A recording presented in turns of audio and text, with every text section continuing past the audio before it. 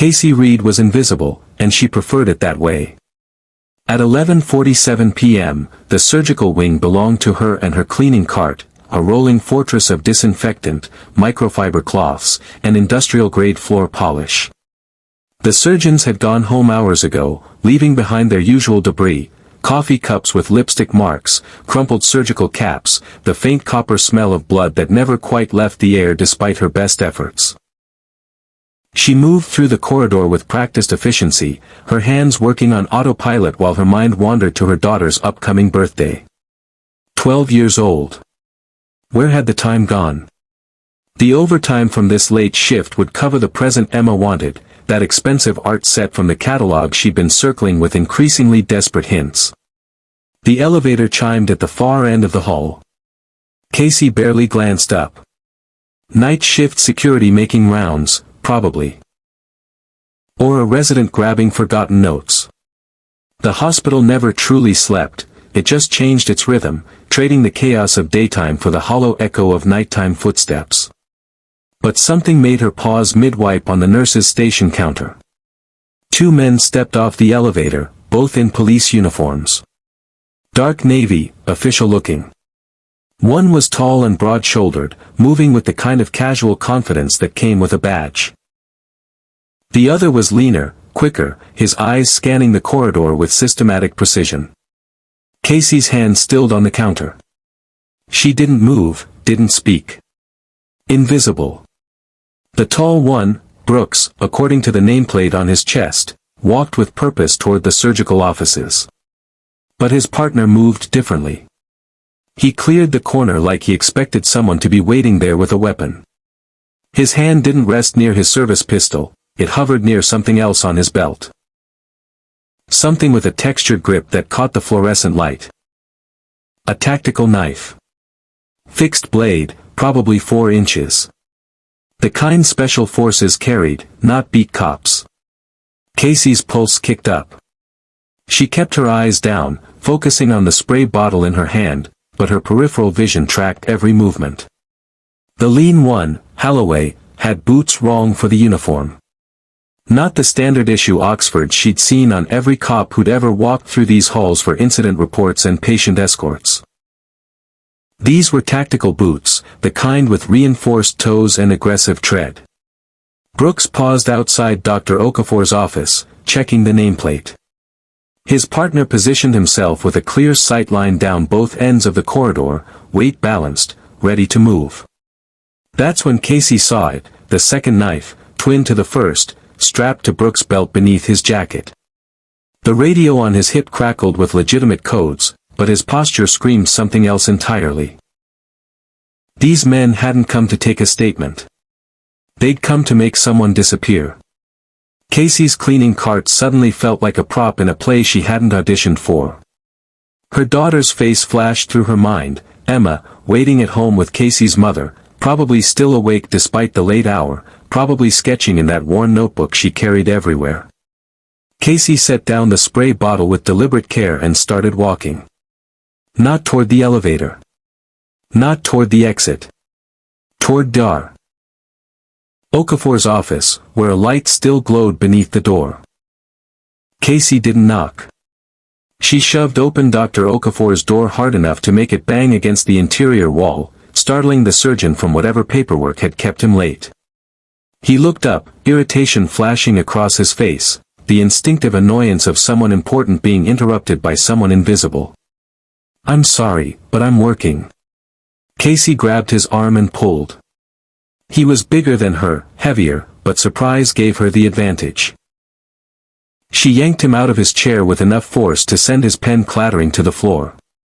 "What the hell do you think you're? Move. Now." Her voice came out hard and flat, a tone she'd learned from her ex-husband in the bad years. The tone that meant don't argue, don't think, just do. She dragged him toward the supply closet adjacent to his office, the one that housed extra surgical linens and sterilization supplies.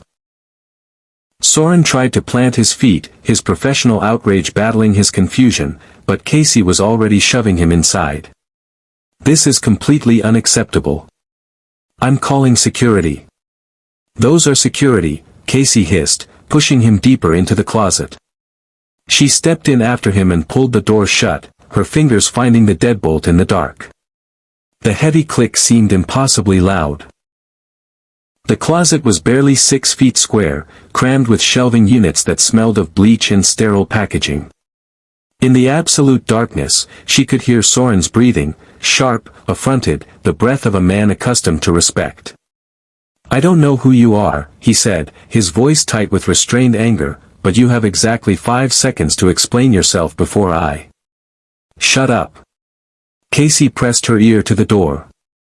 Footsteps in the corridor. Measured, professional. Getting closer. "Excuse me. I am a senior surgeon at this hospital, and I will not be." Casey's hand found his mouth in the darkness. He jerked back, but she held firm, her other hand gripping his shoulder. "Listen to me," she whispered against his ear. "Those men in the hallway are not police officers. Real cops don't carry tactical knives on their belts. Real cops don't wear combat boots with their uniforms. And real cops don't move like they're clearing a building in Fallujah." She felt him go still. A knock on the office door. Polite. Authoritative. "Dr. Okafor." "Police. We need to ask you a few questions about a patient." Soren tried to pull away from her hand. She held tighter. "Doctor, we know you're in there. Your light's on, your computer's active. This will just take a moment." "Let me go," Soren whispered against her palm.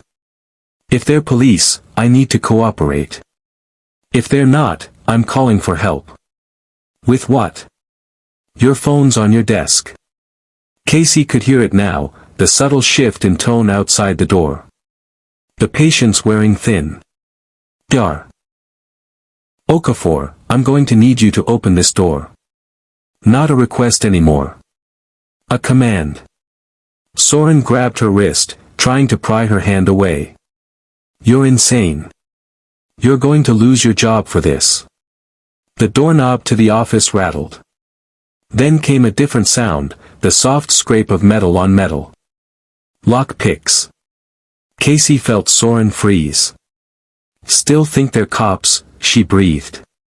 The office door opened with a quiet click. Casey's hand was still clamped over Soren's mouth, but she didn't need it anymore. He'd gone perfectly still, his breath shallow and silent against her palm. In the absolute darkness of the closet, sound became everything. Footsteps crossed the threshold into Soren's office. Deliberate. Unhurried. The creak of leather as someone crouched down, probably checking under the desk. A drawer sliding open. Papers rustling. "Not here." Brooks' voice, flat and professional. No anger, no frustration. Just a statement of fact. Bathroom? Holloway, quieter, closer to the closet door. Casey felt Soren's pulse hammering against her wrist. She slowly, carefully, removed her hand from his mouth.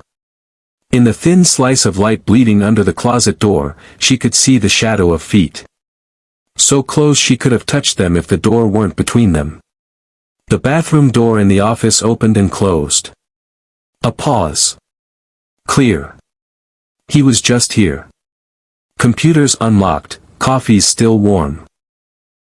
A hand appeared in the light gap, Brooks, picking up something from the floor. Soren's pen. Probably heard us coming and rabbit. The shadow at the closet door didn't move. Casey could feel Holloway on the other side, could almost sense him calculating. Her heart slammed against her ribs so hard she was certain he could hear it. Soren's hand found hers in the dark. Not romantic, not comforting. Pure instinct, the human need to hold on to something when falling. "Check the closet," Holloway said. Casey's breath stopped. "We're wasting time. He could be hitting the elevator right now." Brooks, already moving toward the door.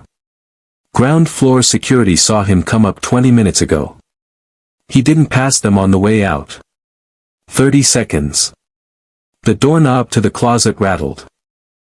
Casey pulled Soren deeper into the narrow space, behind the shelving unit. Sterile packages crinkled under their feet, too loud, impossibly loud. She pressed herself against the back wall, feeling Soren's chest against her shoulder blades, both of them crammed into a space meant for supplies, not people. The doorknob turned. Then, from somewhere down the corridor, a voice called out, "Officers. Can I help you with something?" Security. Real security, by the sound of it. Older, slightly winded, the tone of someone who'd been making the same rounds for 20 years. A pause. Casey could picture the calculation happening on the other side of the door. "Police business," Brooks said, his voice shifting to professional courtesy. "Looking for Dr. Okafor." "Have you seen him?" "Dr. Okafor?" "Sure, yeah. Saw him heading toward the parking garage about 10 minutes ago. Taking the stairs, which is weird, but the man's a health nut, you know." Silence. Then footsteps moving away from the closet. "Show us," Holloway said. Casey heard them leave the office. Heard the security guard's friendly chatter fading down the corridor toward the stairwell. She wanted to sag with relief, wanted to breathe, but something kept her frozen. Then she heard it. A soft mechanical sound from the corridor, the elevator chiming open. Another voice, younger, confused, "Hey, did you guys see two cops up here?" They were just. The sound that followed was almost polite. A cough, muffled and brief. Pfft. A heavy weight hitting the floor. In the darkness, Soren's grip on her hand went from tight to crushing. He'd finally understood what she'd known the moment she saw those tactical knives. They were here to eliminate a problem. Casey counted to 30 in her head before she moved. Slow, silent seconds while she listened to the muffled sounds of the hitmen dealing with what they'd done, the scrape of something being dragged, low voices coordinating, the distant ding of the elevator closing. When she finally eased the deadbolt open, her hands were shaking so badly it took 3 tries. Soren stood frozen behind her, his surgeon's confidence shattered. In the dim light bleeding from his office, she could see his face had gone gray. He'd spent 15 years cutting into people to save them. He'd never had to consider what it looked like when someone decided a life wasn't worth saving at all. "We have to go," Casey whispered. "Now." "That security guard," Soren's voice cracked. "They just." "I know." Casey grabbed his wrist and pulled him toward the office door. "And we're next if we don't move." She checked the corridor. Empty, but she could hear voices echoing from the stairwell, the hitmen, returning, probably realizing the old security guard's information was wrong. They'd be back in 60 seconds, maybe less, and this time they wouldn't be polite about checking closets. Casey's mind raced through the layout of the surgical wing. The main elevators were too exposed. The stairwells were compromised. The emergency exits would trigger alarms that would bring real police. But also draw the hitmen straight to them before help could arrive. They needed distance, time, and a route no one would think to follow. This way. She pulled Soren toward the nurse's station, past her abandoned cleaning cart. Behind the station was a narrow maintenance corridor marked, "Staff Only," the kind of doorway doctors walked past 1,000 times without ever noticing. Soren stumbled after her. "Where are we going?" "We need to call." "Your phone's in your office." "Mine's in my locker in the basement." "And those men have radio codes." Casey shoved open the maintenance door. The corridor beyond was industrial and harsh, all exposed pipes and fluorescent fixtures. "They'll hear any call we make." The sound of the office door being kicked open echoed behind them. No more pretense. No more courtesy. "Okafor." Brooks' voice, sharp with authority and anger. "We know you're here. Make this easy on yourself." Casey ran, dragging Soren with her. The maintenance corridor twisted past mechanical rooms and storage closets, following the hidden arteries of the hospital. 30 feet ahead, she saw what she was looking for, the laundry chute access, a square metal hatch set into the wall at waist height. She yanked it open.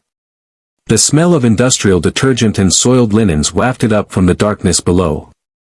Soren stared at the opening, then at her. "You can't be serious. It's a straight drop to the basement. 30 feet, maybe 40. Lands in the sorting bins. I'm not jumping down a..." Footsteps pounded in the corridor behind them. Close.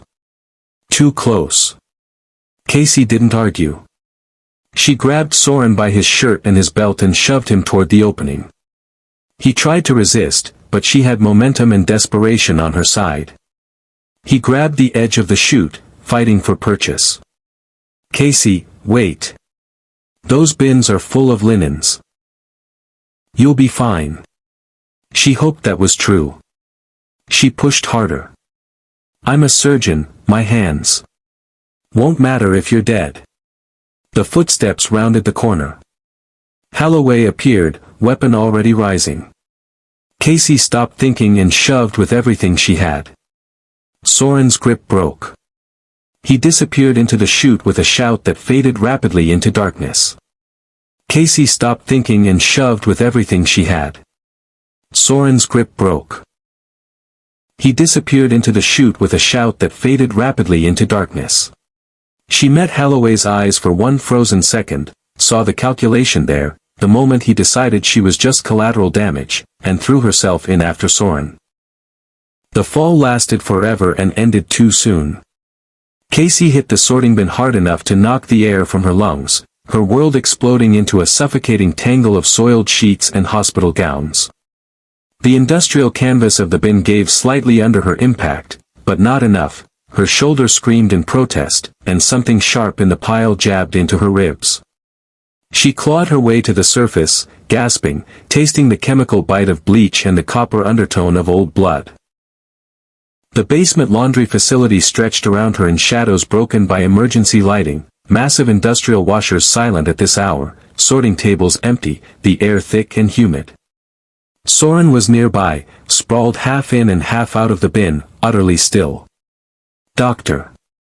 Casey scrambled toward him, her hands sinking into the pile of linens. "Soren. Move." He didn't respond. For one terrible moment she thought he'd broken his neck, that she'd killed him trying to save him. Then she saw his chest rising and falling, fast, too fast, the rhythm of someone spiraling into shock. His eyes were open but unfocused, staring at nothing. One hand was pressed against the side of the bin, fingers splayed like he was trying to hold on to something solid. His other hand trembled in his lap. "I saw his face," Soren whispered. "That security guard. When they dragged him past your closet. I saw." His breath hitched. There was so much blood. Casey grabbed his shoulders and shook him. "Not gently. Listen to me. I know what you saw. I know it's bad. But if we don't move right now, we're next. I'm a surgeon." He was talking to himself more than her. "I stopped bleeding. I've never." "Soren." She gripped his face, forcing him to meet her eyes. "Your fancy degree doesn't mean anything down here. This is my world. So you're going to stand up, you're going to follow me, and you're going to stay quiet. Understand?" Above them, metal clanged against metal. The laundry chute access door being wrenched open. That sound cut through Soren's shock like a scalpel. His eyes focused, found hers. She saw the exact moment the surgeon's training kicked in, the same mental discipline that let him operate for 12 hours straight, the ability to compartmentalize trauma and function anyway. "Where?" he asked, his voice steadier. "Maintenance tunnels." Casey hauled herself out of the bin, her shoulder protesting. "They run under the entire hospital. Heating, electrical, plumbing, all accessible from down here." Soren climbed out after her, moving stiffly. Blood stained his surgical scrubs, not his own, she realized. transferred from the soiled linens. The sight of it seemed to steady him rather than shake him further. This was something he understood. Blood was clinical. Blood was familiar. "They'll follow us down," he said. Eventually. Casey led him toward the back of the laundry facility, past the massive industrial dryers. "But they don't know this place like I do. Every tunnel. Every access point. Every place the cameras don't reach." A sound echoed from above, something heavy hitting the sorting bin. Cursing. Casey broke into a run, Soren right behind her. At the far wall, half hidden behind a rack of cleaning supplies, was a metal door marked "Authorized Personnel Only." She yanked it open, revealing a concrete stairwell descending into deeper darkness. "Trust me," she said. Soren looked back at the laundry facility, then at the stairs leading down. "Don't have much choice, do I?" "No," Casey admitted. "You really don't." They disappeared into the tunnels as the first tactical boot hit the basement floor. The maintenance tunnels were a different kind of darkness, not the absolute black of the supply closet, but a dim amber gloom from emergency lights spaced every 30 feet. The air was thick and warm, carrying the mineral smell of concrete and the constant white noise of water moving through pipes overhead. Casey moved quickly but carefully, one hand trailing along the tunnel wall. Behind her, Soren's breathing was still too fast, edged with adrenaline and shock. She could hear his expensive shoes scuffing on the concrete, not made for running, not made for this. They'd gone maybe 50 yards when Soren finally spoke. "Why me?" Casey didn't stop moving. "What? Those men. He struggled with the word. "The hitmen. Why are they after me specifically?" "You're asking me?" Casey glanced back. "You're the one they're hunting." "I don't," Soren's voice cracked. He stopped walking, forcing Casey to stop too. In the amber light, his face was haggard, the blood on his scrubs looking black. "I perform surgeries. I save lives. I'm not involved in anything that would." "Well, someone thinks you are." Casey kept her voice low. Sound carried strangely in these tunnels, bouncing off concrete and metal. "People don't hire assassins dressed as cops because you messed up a gallbladder removal." Soren leaned against the tunnel wall, one hand pressed to his forehead. She watched him think, watched the pieces clicking together behind his eyes. When he looked up, there was something new in his expression. Not shock anymore. Fear. The specific kind of fear that came from knowing exactly why you were in danger. "The Mercer trial," he said quietly. Casey waited. 6 months ago, I testified as an expert witness. Medical malpractice case against Mercer Pharmaceutical. They'd fast-tracked a surgical implant, spinal fusion device. Claimed it was revolutionary. Safe. His jaw tightened. It wasn't. I saw 3 patients die from complications. 3 people who trusted their doctors, trusted the technology, and bled out on the table because the device degraded faster than anyone predicted. You testified against them. I told the truth. Soren's voice hardened. The company buried the early trial data. Patients who showed adverse reactions, complications that should have delayed FDA approval, all buried. I had proof. Internal emails, manufacturing reports. A colleague at Mercer sent them to me before he stopped. Before he what? Car accident. 3 weeks after he sent the files.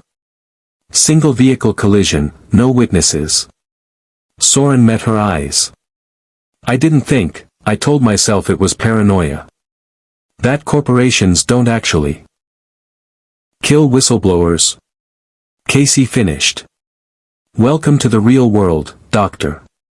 A distant sound echoed through the tunnels, metal clanging, voices distorted by acoustics. The hitmen had found the tunnel entrance.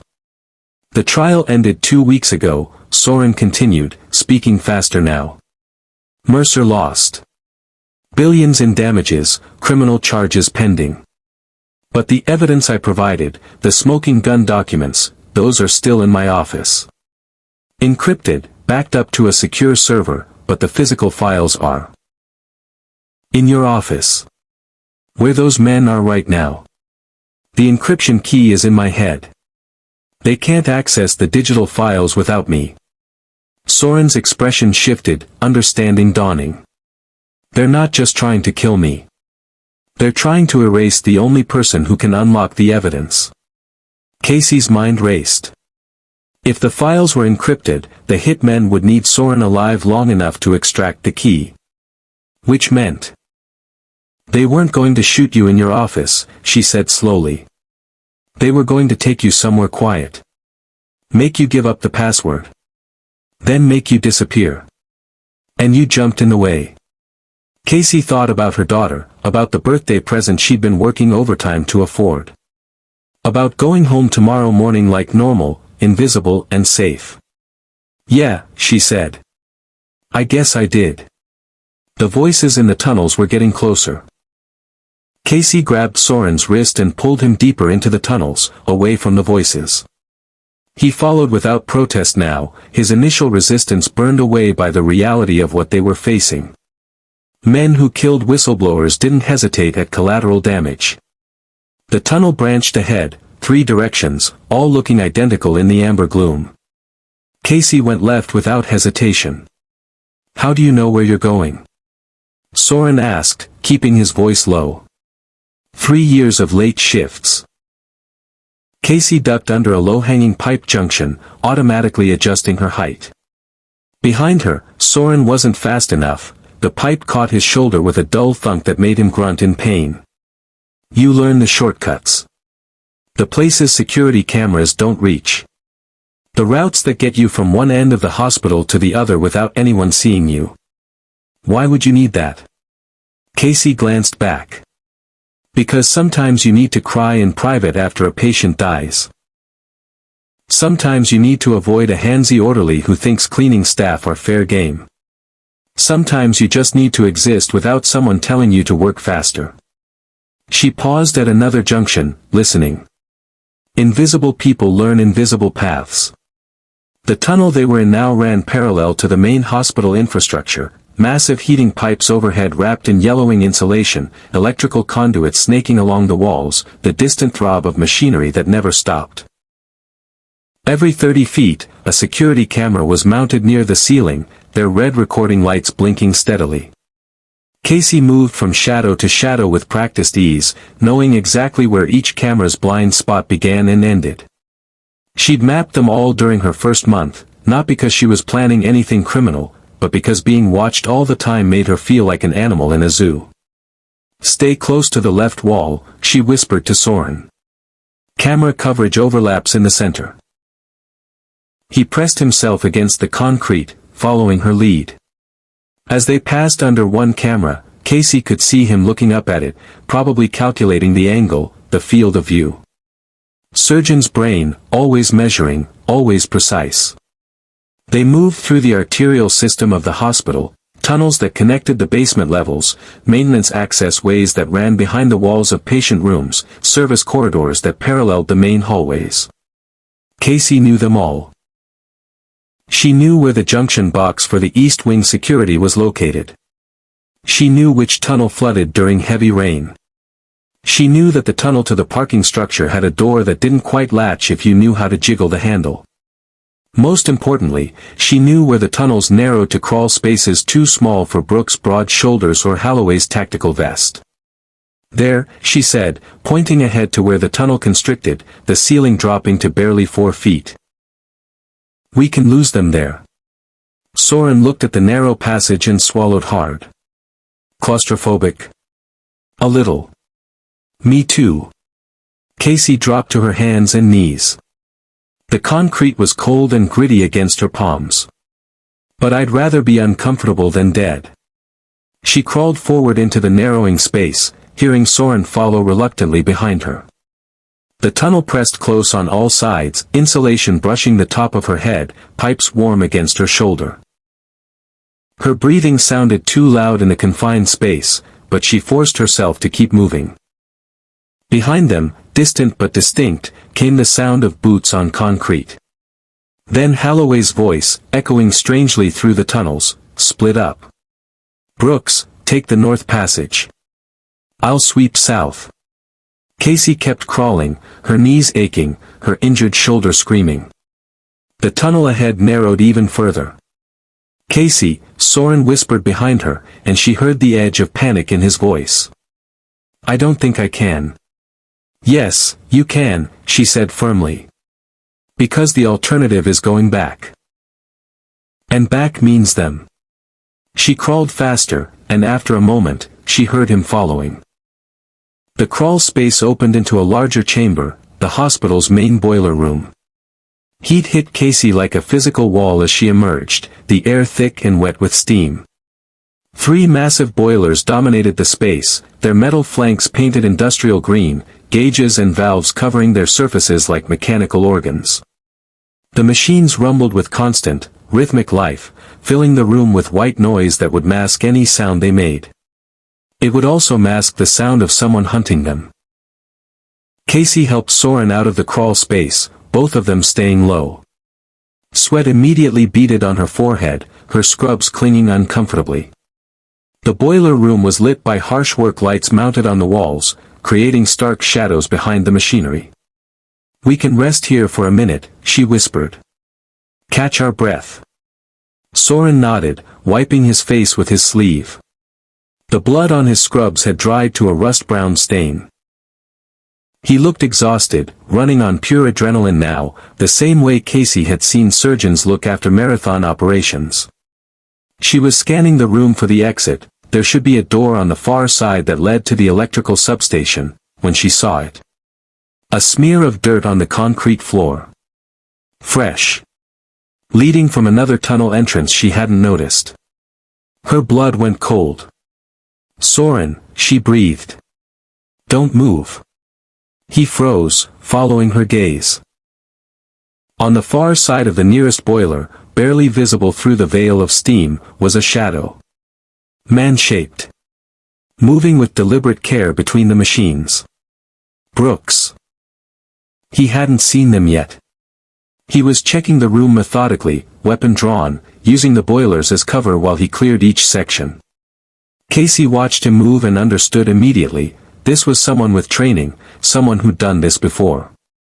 Not a cop playing soldier. A soldier playing cop. She grabbed Soren's arm and pulled him behind the bulk of the center boiler. The metal was hot enough that she could feel it radiating through the air. They pressed themselves into the narrow gap between the boiler and the wall, barely wide enough for their bodies. Through a gap in the piping, Casey could see Brooks advancing. He'd found something, a handprint on one of the boiler's access panels, probably from when she'd steadied herself climbing out of the crawl space. He crouched down, examining it, then looked directly at the crawl space entrance. His radio crackled. "Brooks. Status. Second basement. Boiler room. I've got fresh traces." His voice was calm, professional. He could have been reporting on the weather. "They were here less than 5 minutes ago. Hold position. I'm on the north side, main tunnel. Can be there in 3. Brooks stood, scanning the room again. This time his gaze moved more slowly, more carefully. Casey realized with horror that he was looking for exactly what they were doing, hiding behind the machinery. Beside her, Soren's breathing was too fast, too loud. She pressed her hand against his chest, feeling his heart hammering.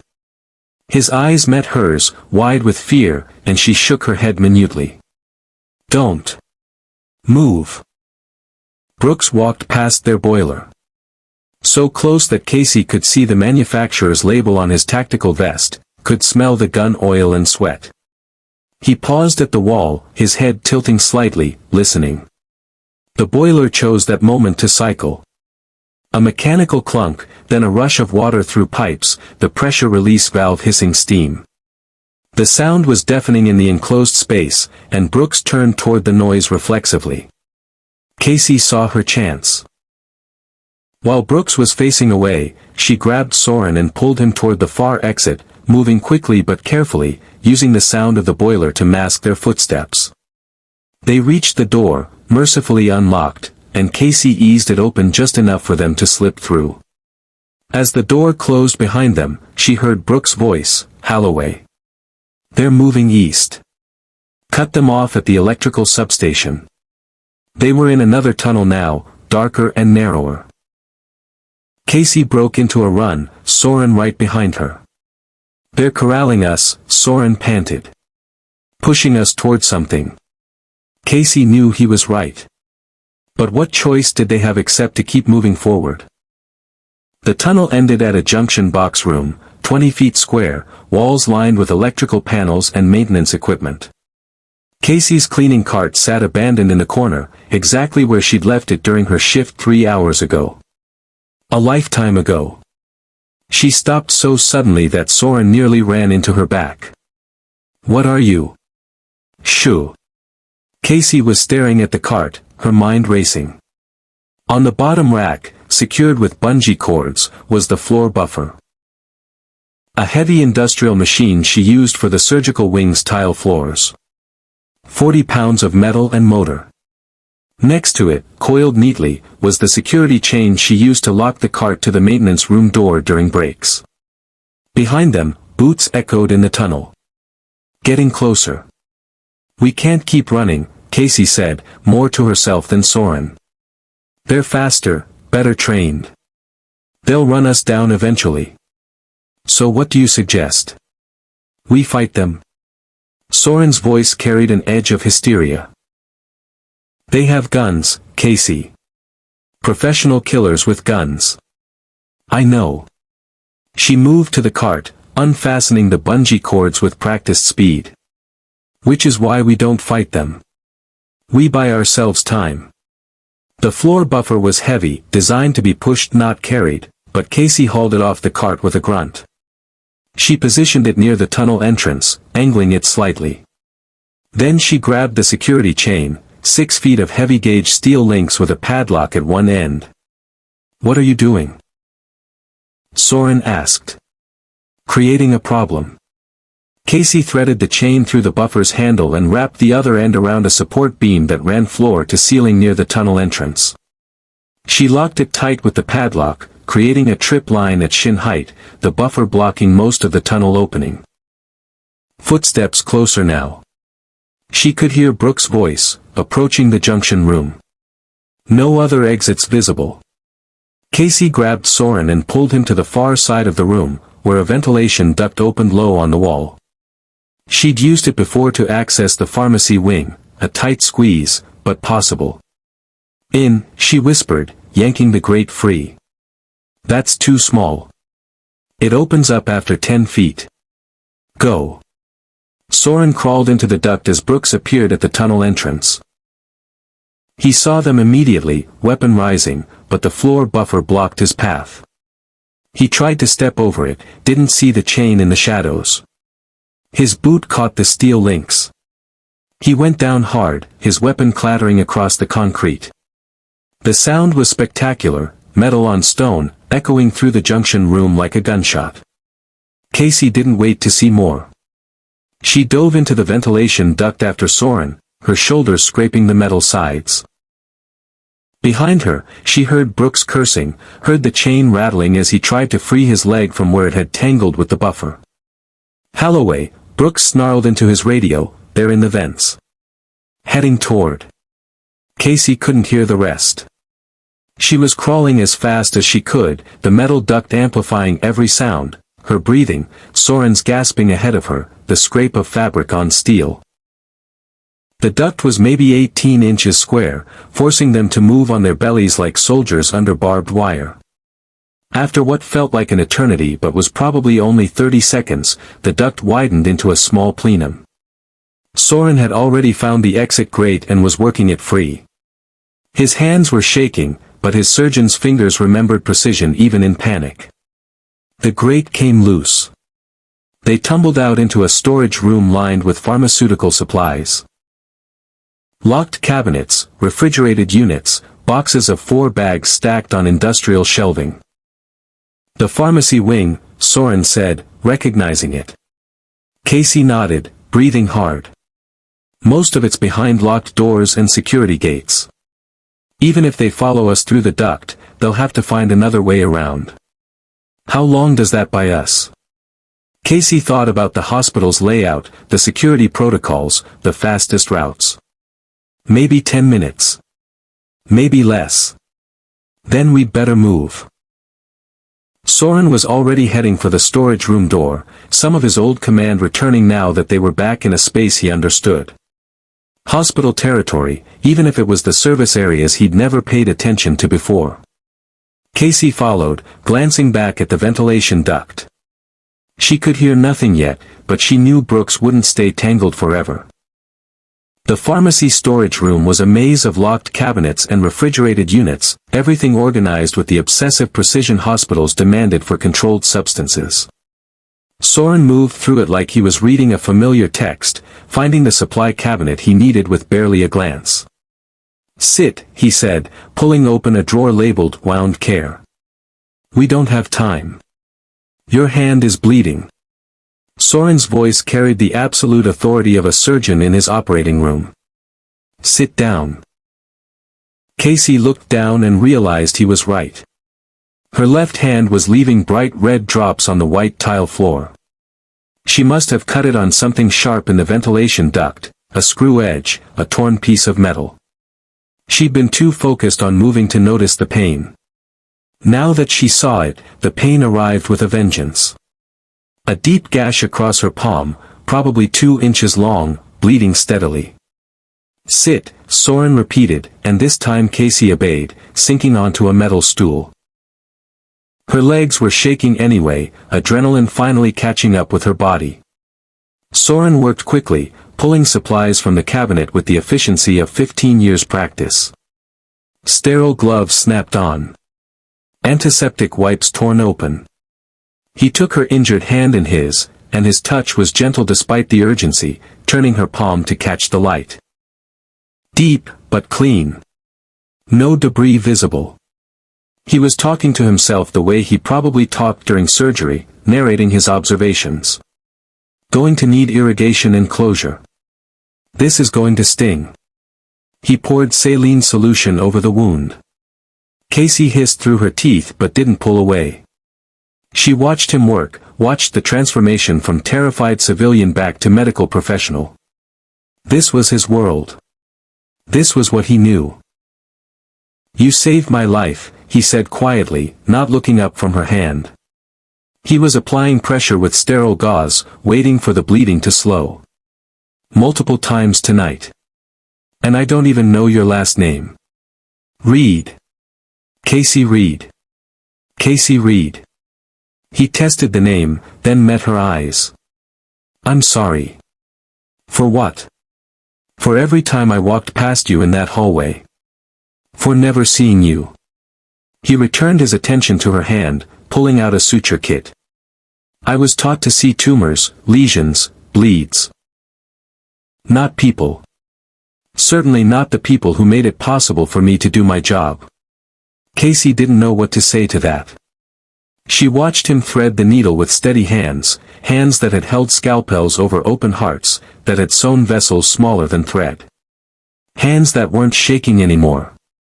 "This is going to hurt," he warned. "I don't have anything for the pain. Just do it fast." He did. The needle pierced her skin, and Casey focused on breathing through the sharp sting as Soren placed sutures with meticulous precision. 3 of them, tiny and even, closing the wound with the same care he'd use on any patient in any operating room. "You're good at this," Casey managed. "I'd better be. I get paid enough for it." He tied off the final suture and wrapped her hand in clean gauze, securing it with medical tape. "Keep it dry. Change the dressing daily. Come see me in a week to remove the stitches. Assuming we're both alive in a week." Soren's hand stilled. "Right. Assuming that." A sound from somewhere in the pharmacy wing, a door opening, footsteps on tile. Both of them froze, listening. The footsteps moved away, fading into the distance. Casey flexed her bandaged hand carefully. It hurt, but it was a manageable pain now, controlled. "Thank you. We're even." Soren stripped off the gloves and stood. "You saved me from killers. I saved you from infection and possibly losing function in that hand. Both seem important." Despite everything, Casey almost smiled. "Both seem important," she agreed. He offered her his hand, his right hand, clean and steady. She took it with her good hand, and he pulled her to her feet. For a moment they stood there, cleaner and surgeon, looking at each other with something like mutual respect. Then a radio crackled somewhere close by. "Pharmacy wing. They have to be in there somewhere. Start at the south end and work north." "We need to move," Casey said. "Lead the way," Soren replied. This time, she noticed, he didn't sound afraid. "Just ready." They moved through the pharmacy wing in silence, Casey leading them through the narrow corridors between locked medication rooms. Her bandaged hand throbbed with each heartbeat, but the pain was sharp and clean, nothing like the confusion and terror of the past hour. Soren stayed close behind her, and she could feel the change in him, no more hesitation, no more questioning her decisions. He'd become the kind of partner she needed, someone who trusted her lead and moved when she moved. They reached an administrative office with a phone on the desk. Casey grabbed it immediately, pressing it to her ear. Nothing. Not even a dial tone. She tapped the hook switch. "Dead. Try your cell," she said. Soren patted his pockets, then cursed softly. "Still in my office." On the desk next to he stopped, understanding flooding his face. "They have access to it. My contacts, my messages, everything." Casey found a cell phone charging behind the desk, probably belonged to a pharmacy tech. She grabbed it, swiped the screen. No signal. Not even one bar. "That's impossible," Soren said, looking over her shoulder. "We're in the middle of the hospital. There's always signal here." Casey's stomach went cold. She moved to the office computer, shook the mouse to wake the screen. The hospital's internal network login page appeared, but when she tried to access it, nothing happened. The connection timed out. "They're jamming us," she said quietly. "What?" "Signal jammer. Block cellular, maybe Wi-Fi too. Probably radio frequencies except their own encrypted channel." Casey set down the phone, her mind racing. That's why no one's responded. The security guard they shot, someone should have found him by now. Should have triggered an alarm, called real police.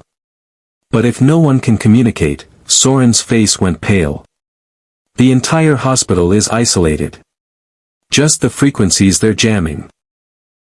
Landlines might still work if they're not cutting physical cables, but... Casey gestured at the dead phone on the desk.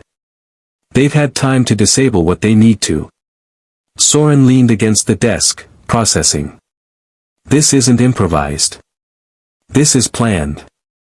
Coordinated. Mercer Pharmaceutical has money, Casey said. Enough to hire professionals. Enough to buy the kind of equipment that makes a hospital go dark. She looked at him directly. How much did you cost them? In the trial? Billions. Criminal liability. FDA investigation. Everything. Soren ran a hand through his hair. They're not just trying to erase the evidence. They're trying to erase the entire problem. Make it like I never testified at all. Casey moved to the office window. Outside, the parking garage was visible across the small courtyard, 3 floors of concrete and cars, lit by harsh sodium lights. Beyond that, the city skyline. So close. Impossibly far. We can't call for help, she said, thinking aloud. Can't email, can't text. Even if we got to a computer with internet access, they've probably locked down the network. So what do we do? Casey turned from the window. We get creative. The hospital has systems that don't run on cellular or Wi-Fi. Pneumatic tubes for lab samples. Emergency broadcast system for codes. Fire alarms connected to the city's emergency services through hardline. Pull the fire alarm. Gets us real fire department, real police. Too many witnesses for Brooks and Holloway to handle. Casey frowned. But those systems are controlled from specific locations. The pneumatic hub is in the sub-basement. The emergency broadcast panel is on the roof, Soren finished. I've seen it. Near the helipad, for medical emergencies. 2 options then. Down or up. A sound in the corridor made them both freeze. Footsteps. Slow. Methodical. The deliberate pace of someone clearing rooms. The basement has more exits, Soren whispered. More places to hide. The roof has nowhere to go but down, Casey countered. If they trap us up there. The footsteps stopped. Right outside the office door. We decide now, Soren breathed. Casey looked at the door, at the window, at Soren's face. She thought about her daughter waiting at home. She thought about the security guard bleeding out in the corridor. She thought about invisible people and visible choices. Down, she said. We go down. The doorknob began to turn. Casey grabbed Soren and yanked him toward the office's back exit, a door she'd noticed earlier that led to a supply corridor. They burst through it as Holloway entered the office behind them, his weapon rising. Casey heard the soft pft of a suppressed shot, felt the air move as the bullet passed too close to her head and punched into the wall ahead. They ran. Down the corridor, through a service door, down a concrete stairwell that descended into the hospital's deepest level. The sub-basement. Where the hospital kept its darkest necessities, the morgue, the incinerator, the medical waste processing. Places the living tried not to think about. Casey's lungs burned, her bandaged hand screaming as she gripped the railing. Behind them, boots echoed in the stairwell. Not running. Walking. The confident pace of men who knew their prey was running out of room. The stairwell ended at a heavy door marked, authorized personnel only, sub-basement level. Casey shoved through it into a corridor that smelled of industrial cleaners and something else, something cold and chemical and final. Where are we? Soren gasped. Pathology wing. Casey scanned the corridor. The pneumatic tube hub should be here somewhere, but the lighting was dim, and the signs on the doors were medical terminology she didn't fully understand. The tube system, it has to be. A door opened behind them. Brooks stepped into the corridor, Holloway appearing from a side passage simultaneously. They'd coordinated. Driven Casey and Soren exactly where they wanted them. End of the line, Doctor, Brooks said, his weapon steady. Makes this easier, honestly. Fewer cameras down here. Fewer questions when you disappear. Casey grabbed the nearest door and pulled Soren through it. They stumbled into darkness and cold, the kind of cold that wasn't just temperature but absence. Absence of warmth, of life, of hope. Her eyes adjusted slowly. They were in the morgue's cold storage. Steel drawers lined the walls, each one a final resting place. In the center of the room, 3 examination tables stood empty, their surfaces gleaming dully under the emergency lighting. There were no other exits. Just the door they'd entered through, and the wall of storage drawers that held the dead. Casey backed away from the door, pulling Soren with her. Her mind raced through options, through possibilities, through desperate calculations that all ended the same way. Trapped. They were trapped with nowhere left to run. The door opened. Brooks and Holloway entered, splitting to cover both sides of the room with professional precision. The fluorescent lights flickered on, harsh and clinical, turning the morgue from shadowy nightmare to sterile reality. "Dr. Okafor," Brooks said, his voice almost conversational. "You've caused a lot of trouble tonight. Cost us time, cost us complications. But it ends here." Soren stepped in front of Casey. The gesture was instinctive, protective. The surgeon finally understanding that some things mattered more than survival. "You're going to kill us anyway," Soren said, his voice steady despite the tremor in his hands. "So why should I give you the encryption key?" "Because we can make this quick," Holloway said. "Or we can make it last hours. Your choice." Casey's eyes darted around the room, cataloging everything. The examination tables. The drawers. The sink in the corner with its industrial faucet. The supply cabinet, locked, but she could see through the glass door. Bottles of chemicals. Formaldehyde. Phenol. Other substances she recognized from her cleaning supplies. Her cleaning supplies. "I'm not giving you anything," Soren said. Brooks sighed. "That's disappointing. Holloway, secure the woman. We'll start with her. See if the doctor's altruism extends to watching someone suffer." Holloway moved toward Casey, and she let him. Let him close the distance, let him think she was just a terrified cleaner frozen in fear. She waited until he was 3 feet away, his hand reaching for her arm. Then she grabbed the examination table next to her and shoved it at him with all her strength. The table was on wheels. It rolled fast, catching Holloway in the knees. He stumbled backward, and Casey was already moving, not away from him, toward the supply cabinet. Brooks' weapon tracked her, but Soren tackled him from the side. They went down in a tangle of limbs, Soren fighting with desperate fury, Brooks trying to bring his weapon to bear. Casey reached the cabinet. The cabinet was locked, but Casey didn't have time for subtlety. She grabbed a metal instrument tray from the examination table and smashed it against the glass door. The pane shattered, safety glass cascading across the floor in a glittering waterfall. Holloway recovered, bringing his weapon up. Casey grabbed the first 2 bottles her hands found, industrial bleach and ammonia concentrate. The warning labels screamed at her even as she twisted the caps off, "Danger. Do not mix. Hazardous fumes." She'd spent 3 years cleaning hospitals. She knew exactly what happened when you mixed bleach and ammonia. "Casey, no," Soren shouted from the floor where he wrestled with Brooks. Casey poured bleach into the morgue's industrial sink, then ammonia on top. The reaction was immediate and violent. Yellow-green gas billowed up from the drain, spreading rapidly through the cold air of the morgue. Chlorine gas. Chloramine vapor. Chemical warfare created from cleaning supplies. The smell hit first. Acrid, burning, like inhaling broken glass. Casey's eyes immediately began watering, her throat closing. She stumbled backward, pulling her scrub top up over her nose and mouth. It wouldn't help much, but it was something.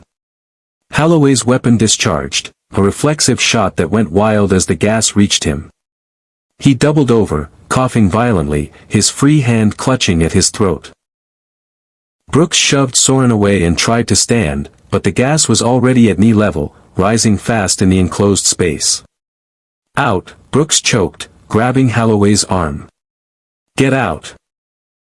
They stumbled toward the door, their tactical advantage evaporating along with their ability to breathe. Casey watched through streaming eyes as they retreated into the corridor, coughing and gasping. Soren scrambled to his feet, his eyes red and watering. "What did you move?" Casey grabbed his arm and pulled him toward the door. The gas was spreading faster than she'd anticipated, filling the morgue with toxic fog. They had maybe 30 seconds before the room became completely untenable. They burst into the corridor. Brooks and Holloway had retreated 20 feet down the hall, both men bent over and coughing, weapons lowered while they tried to clear their lungs and their eyes. For the first time all night, they looked vulnerable. Human. Casey didn't wait to see them recover. She ran in the opposite direction, Soren beside her, both of them coughing and wiping at their burning eyes. Behind them, she could hear Brooks trying to coordinate through his damaged throat. Seal the exits, can't let them. But the damage was done. The hitmen had lost precious seconds, lost their formation, lost the clinical precision that made them so deadly. And Casey had bought them what they desperately needed, distance. The corridor branched ahead. Casey chose left without hesitation, leading them past doors marked Pathology Lab and Medical Waste Processing. The air was clearer here, away from the morgue, and Casey's lungs gradually stopped burning enough for her to think clearly. The pneumatic hub, she gasped. Should be near the pathology lab. They use it to send specimens. Will they follow? Soren asked, still coughing. Yes.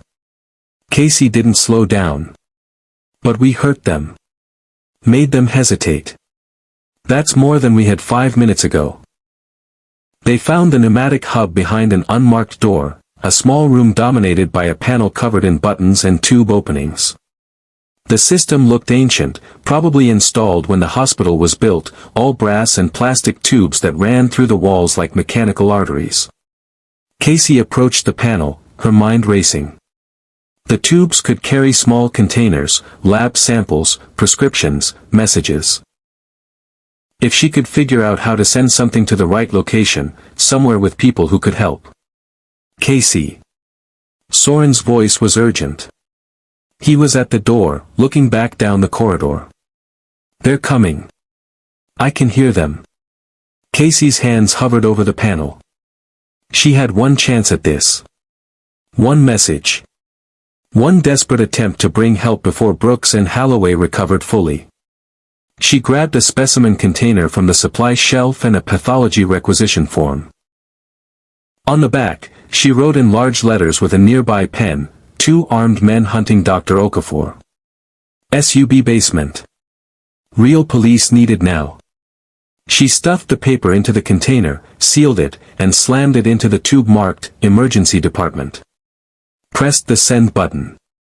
The pneumatic system whooshed to life, the container disappearing up the tube with a satisfying thunk. Done? Soren asked. Done. Casey turned from the panel. Now we run again. Boot steps echoed in the corridor, closer now. Determined. The hunters had recovered, and they were angry. Casey and Soren ran through the sub-basement corridors, their footsteps echoing off concrete walls. Behind them, Brooks and Holloway maintained pursuit, but something had changed. The hitmen moved more cautiously now, keeping their distance, no longer pressing their advantage with the same ruthless efficiency. Casey understood why. They'd been hurt, humiliated, forced to retreat by a hospital cleaner with nothing but chemicals and desperation. They were being careful now. Cautious. And caution took time. Time Casey had just bought them. How long?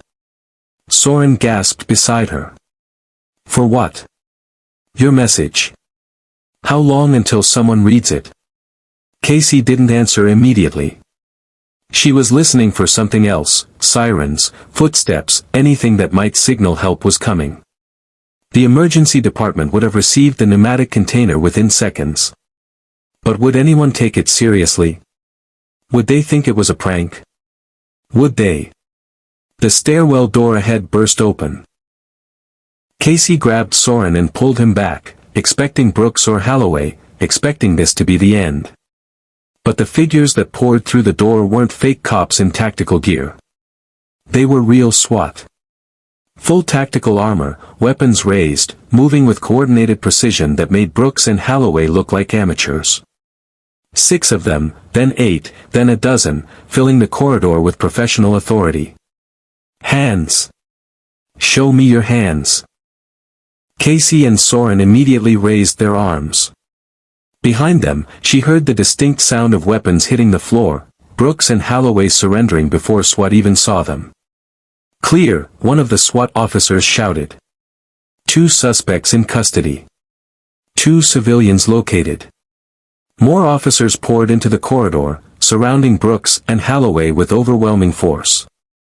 Casey watched as the hitmen were forced to the ground, hands zip-tied behind their backs. Brooks' face was still red from the chemical exposure, tears streaming from his irritated eyes. Holloway was coughing into the concrete. They looked small now. Ordinary. Not the unstoppable hunters who'd terrorized them for hours, just two men who'd made the mistake of underestimating the people they were hunting. A SWAT officer approached Casey and Soren, weapon lowered but ready. "Dr. Okafor?" "Yes," Soren said, his voice hoarse. "We got a message through the pneumatic system." Emergency department thought it was a joke until they pulled up security footage and saw two men in fake police uniforms. The officer looked at Casey. "You sent that message?" Casey nodded, still trying to process that it was over. That they'd survived. Smart thinking. The officer gestured toward the stairwell. "We need you both upstairs.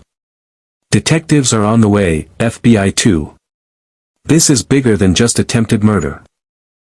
More officers moved past them, securing the scene, photographing evidence, calling for medical support. Casey heard one of them on the radio, "Victim located in the fourth-floor corridor. Security guard, GSW to the chest. Need paramedics now." The security guard. The young one who tried to help. Casey felt her legs weaken, and Soren caught her arm. "He's alive?" Casey asked the nearest officer. "Barely. But alive." The officer's expression softened. "Your message got here fast enough that we found him. Few more minutes, he wouldn't have made it." Casey closed her eyes briefly. One life saved, maybe. One person who'd see tomorrow because she'd refused to stay invisible. Soren's hand found hers, her good hand, not the bandaged one. "Come on," he said gently. "Let's go up." They climbed the stairs together, leaving the darkness of the sub-basement behind. With each step, Casey felt the weight of the night pressing down on her. The terror, the exhaustion, the knowledge of how close they'd come to dying in that morgue. But they hadn't died. They'd fought back. And somehow, impossibly, they'd won. At the top of the stairs, the hospital opened up before them. Still sterile, still full of fluorescent lights and the smell of antiseptic. But different now. Casey had seen its hidden arteries, walked its secret passages, used its invisible infrastructure to save lives. She'd never be invisible again. The emergency department was chaos, real police everywhere, detectives setting up a command post, hospital administrators looking shell-shocked. But through the crowd, Casey saw something that made her breath catch. Emma.